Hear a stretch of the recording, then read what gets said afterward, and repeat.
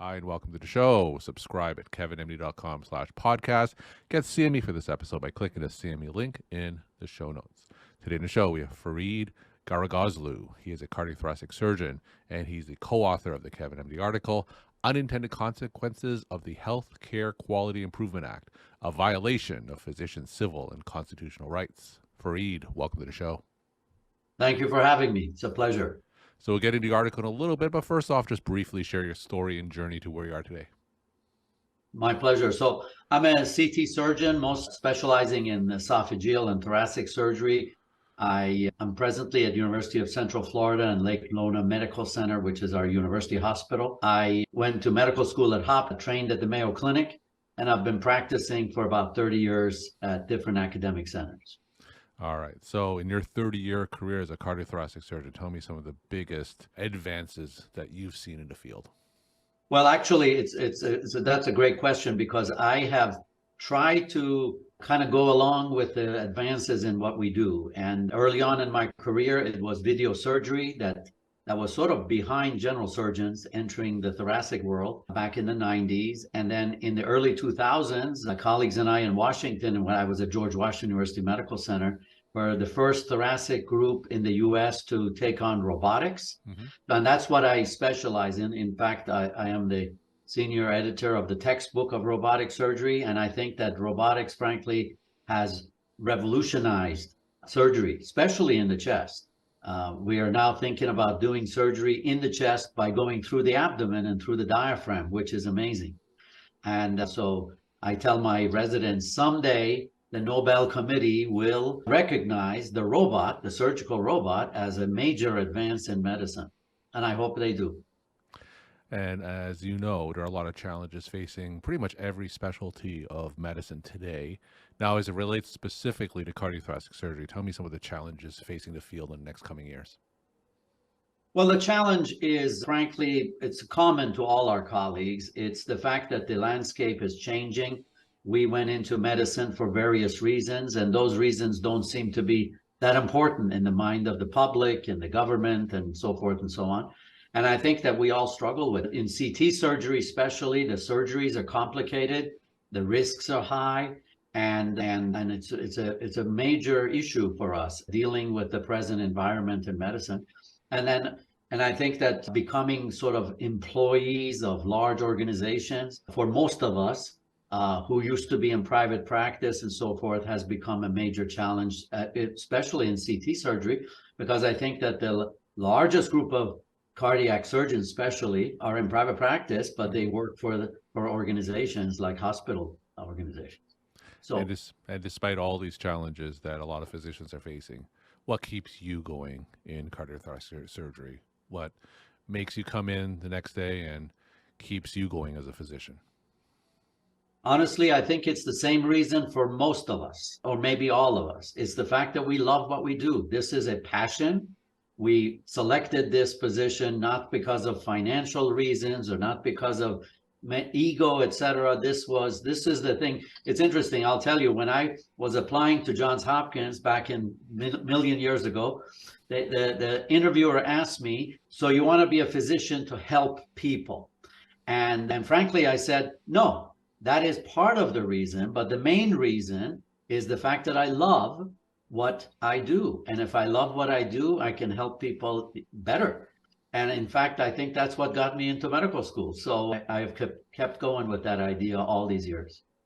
All right. So let's talk about your Kevin MD article that you co-wrote. It's titled Unintended Consequences of the Healthcare Quality Improvement Act, a violation of physicians' civil and constitutional rights. Now, before talking about that article, to get everyone on the same page, tell us, what is the Healthcare Quality Improvement Act?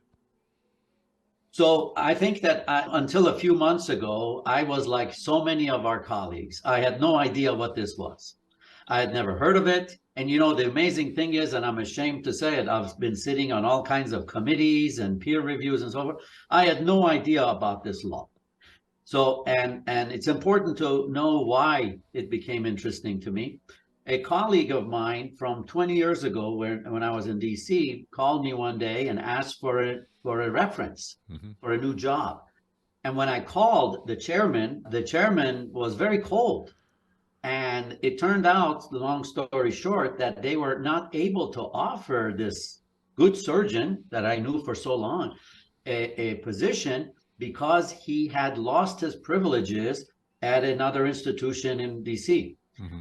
And as I inquired, it turned out that there were a lot of politics, a lot of this and that. It was obviously not an issue of competence and not an issue of ability, because I knew this person, I had worked next to them and so forth.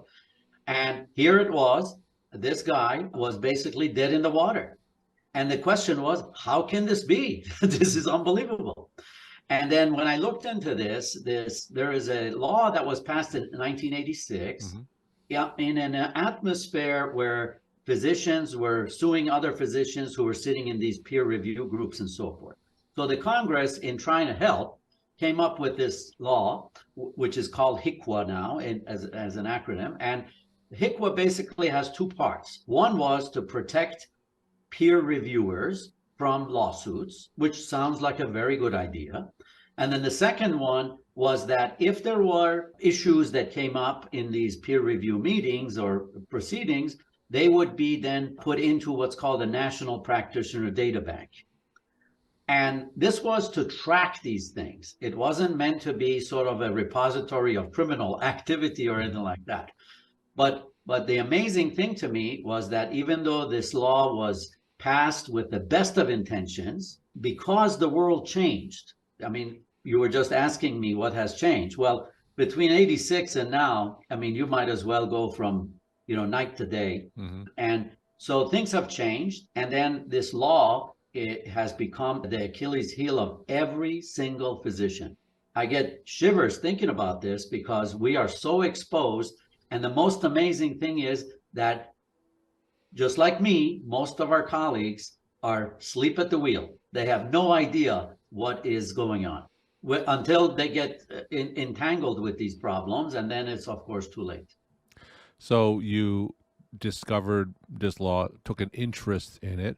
So tell us some of the consequences that physicians face today because of this law. Very good. So as I further looked into this, and I give a lot of credit to my co-authors, Drs. Poston and Grusner. Dr. Poston was my chief in University of Arizona. Dr. Grusner was our chairman. And the three of us sort of made an interest or took an interest in academic aspects of this to understand. And it turns out that the law has morphed, or the use of the law has morphed, so that the protection now is to the hospital systems. So what happens is that when a physician becomes a quote unquote bad actor for whatever reason, what will happen is the medical staff of a hospital who are now selected. I mean, it's amazing, not so much in academics, but in the large hospital organizations. Frankly, it turns out that these people are selected. I mean, the whole voting process is a bit of a sham. So the whole medical staff governance is under the control of the hospital.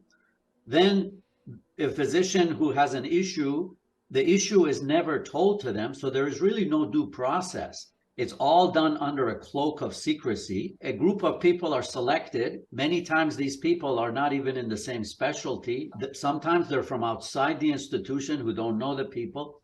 And then basically the peer review system, again, not all the time, but in certain times, and really it takes one time to be bad for the whole thing to be bad, is used against doctors to accuse them, to basically to adjudicate it under a cloak. And then frankly, the organizations pick the judge, the jury, and everything. And then the physician really has no recourse anymore because this law says that this whole process, which was originally intended to protect the peer reviewers, now protects the whole system. And the one physician I'm talking about, he has taken, I found out his case all the way to the federal court system. And even then, it's a difficult problem, as you said. So this process basically, if one is accused, it's really hard to prove innocence. The second thing is, this is, and frankly, people have talked about this quote unquote sham peer review. And I'll be honest, until recently, I thought that, like most doctors, I don't want to stay away from these kinds of things. I mean, basically, we just think that this is almost, staying away from bad people and bad actors. And I think that's shameful. I am ashamed of that. Second thing is, when a physician is found to be guilty of whatever, if the privileges are taken away, it's reported to the data bank. If they quit their privileges under investigation, that's still reported. It's almost the same thing. Sure.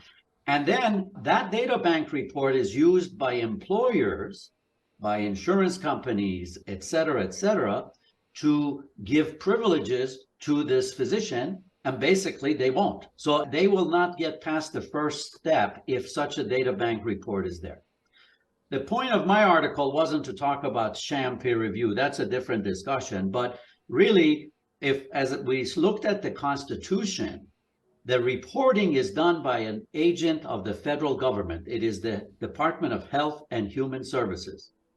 But the reporting is done by private organizations. And the government does not check the validity of these reports. So the bottom line is, you can say whatever you want as an organization, and there is no checks or balances in our democracy for something like that. And so I'll stop there. But then if you look at it, there are a number of points in the Constitution that are violated, in my opinion, and many attorneys' opinions.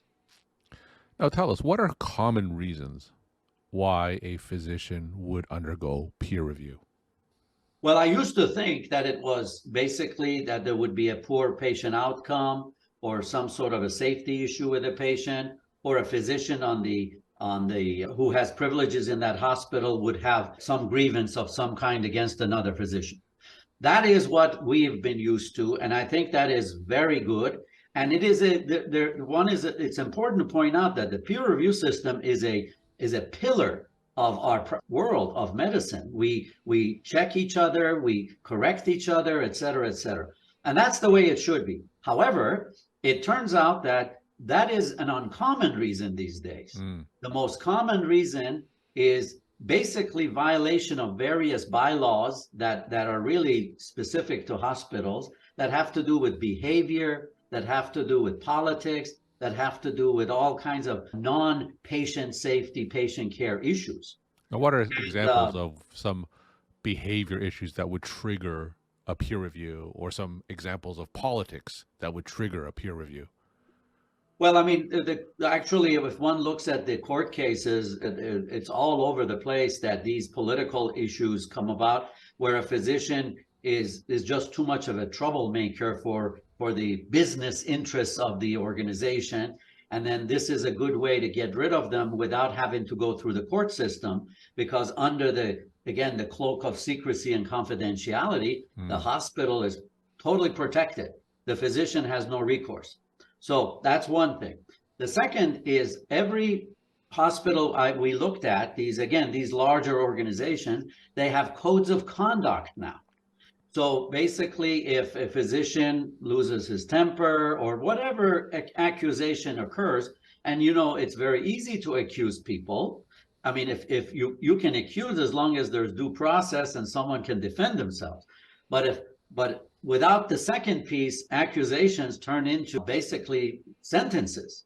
And that's what happens. The code of conduct seems to be used on physicians and to control behavior. Really kind of a backwards way, frankly, but that seems to be a very common mechanism for quote unquote peer review and so forth and so on.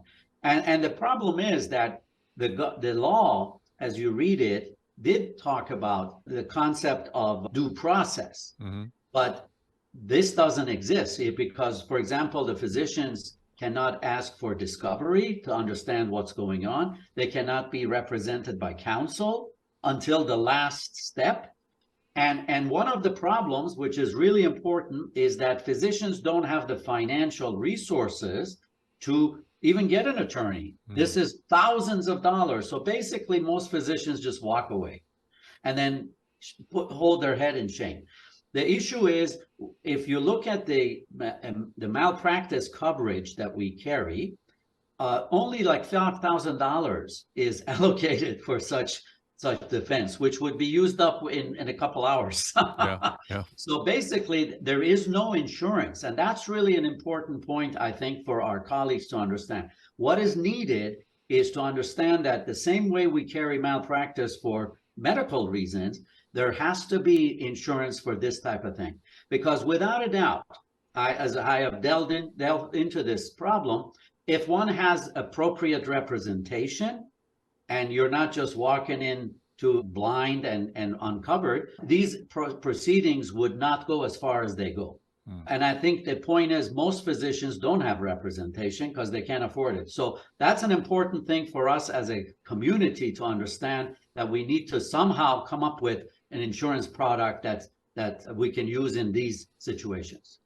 So you mentioned in your article that reporting provision of the HCQIA violates various constitutional amendments. So talk about some of the lawyers, attorney who listened to your arguments. What did he think? Well, the attorneys totally understand this, and much more than we do, because that's obviously where, and it's become like an industry. There's healthcare law and all these things, and so frankly, it is difficult to get most lawyers to change the law because they're living off of this law, so to speak. But the ones who are more academic, and actually we've published some articles in journals with these attorneys, they would point to various provisions in the Constitution. The first provision, and this is the key point, is this is violation of the law by the federal government. Again, inadvertent. It is not, they're not doing it on purpose. Sure. The bottom line is First Amendment. I got educated on the fact that on the First Amendment, there's this concept of viewpoint discrimination. And what that basically means on the First Amendment protects the fact that the federal government should view everything the same way. They can't pick and choose. And since Medicare and CMS are involved in everything we do these days, they dictate how hospitals should bill, how everybody should act, et cetera, they have to apply the same level of scrutiny to everything in medicine. And this is one area where they basically put the blinders on, and they do not scrutinize these peer review or activities in hospitals because of this law that is archaic. And that is the First Amendment violation. And it's a huge issue. I mean, the CMS can tell a hospital not to discriminate because of sex, because of X, Y, and Z, but they don't do that for this. And that, of course, is a major constitutional issue. The second issue is, I think it's the Fifth Amendment, it's the due process. Obviously, there is no due process under this situation at all. And so that is a major violation. Again, it wouldn't be if the hospital was a private actor, but because the government takes what they say and puts it out there as a voice of the government under the HHS department, then obviously now becomes a constitutional violation of due process. The government should be ideally looking into every one of these as allegations as opposed to done deals and investigating. And I think if you investigated, then there would be the real bad actors would be definitely found out, and the ones who are not would also be found out. Sure. The next issue, of course, is the fact that when such a report is made, this ends a physician's career. I mean, I get a cold sweat when I think of this. It's amazing. You worked all these years, and then one report will stop you from getting hospital privileges, which means for most of physicians who work in hospitals, obviously, that's the end of it, right? And that is cruel and unusual punishment. I mean, it's amazing. If you do a traffic violation, all of a sudden you're going to the electric chair. You know, that's just not in the Constitution. And then the final things are the 9th and the 10th Amendment that have to do with state rights.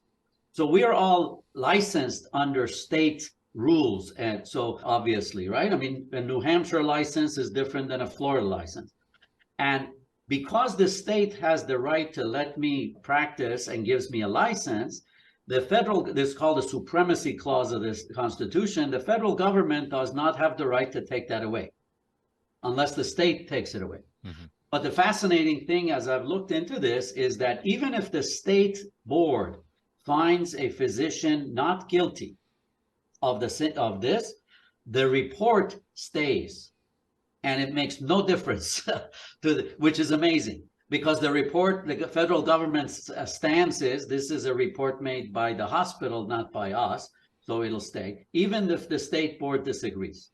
So the state board is totally impotent in this situation, either positively or negatively. Mm-hmm. And then the 10th Amendment is the same thing, that basically has to do with states' rights and federal law. So really, these are, as if one delves into the Constitution, you can see that our colleagues need to wake up.